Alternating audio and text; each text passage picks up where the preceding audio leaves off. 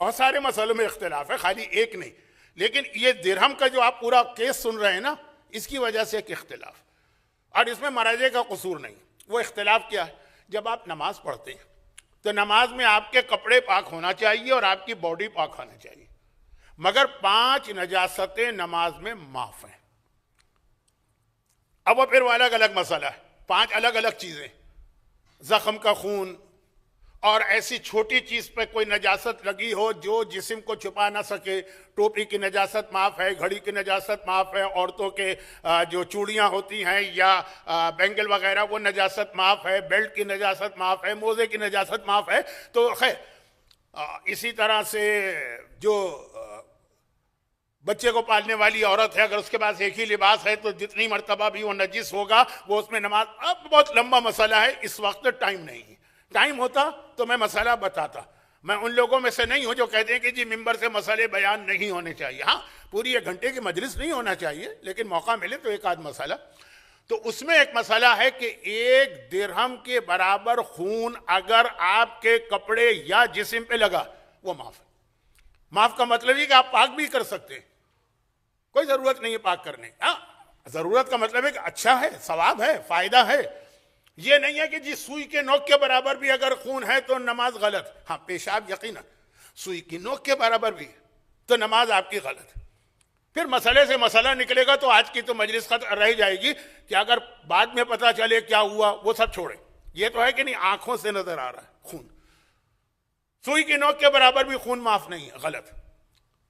1 درہم کے برابر خون اگر لگا ہے، نظر بھی آ رہا ہے، آپ آسانی سے پاک بھی کر سکتے ہیں، تب بھی معاف ہے، اسی حالت میں نماز پڑھ لیجیے۔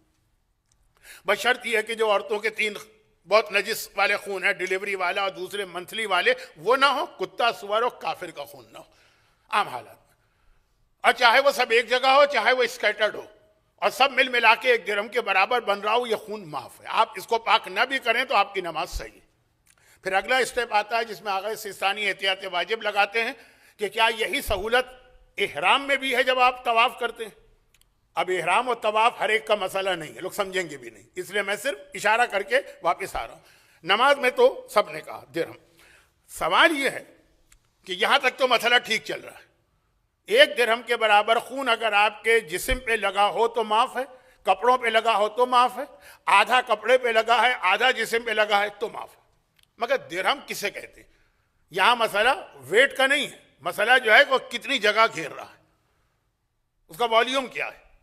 1 درہم کے برابر معاف۔ درہم کتنا بڑا ہوتا ہے؟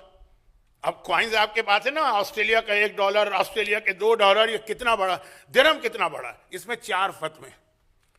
بعض علماء کہتے ہیں کہ یہ جو ہتھیلی کا گڑھا ہے اس کو کہتے ہیں درہم، اتنا خون معاف، تو اچھا خاصا ہو گیا نا۔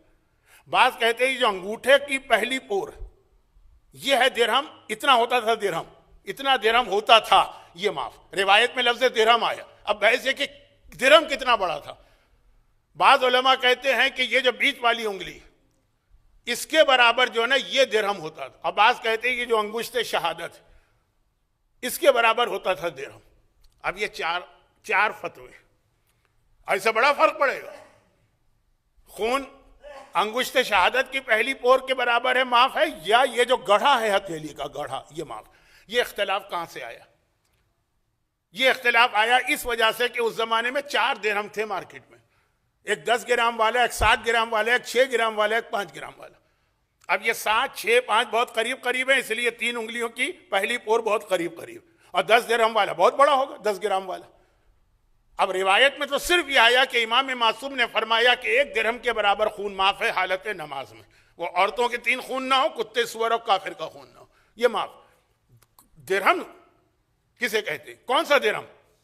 وہ روایت میں تشریح نہیں آئی، اسی لیے علماء کے فتوے میں اختلاف ہوا۔ مرحوم آغا خوئی اور مرحوم امام خمینی کہتے تھے انگشت شہادت کی پہلی پور، لیکن آغا سیستانی کہتے ہیں کہ یہ انگوٹھے کی پہلی پور، اس سے بڑا، وہ انہوں نے 7 درہم والی روایت کو لیا۔ خیر مسئلہ یہ ضمنی بات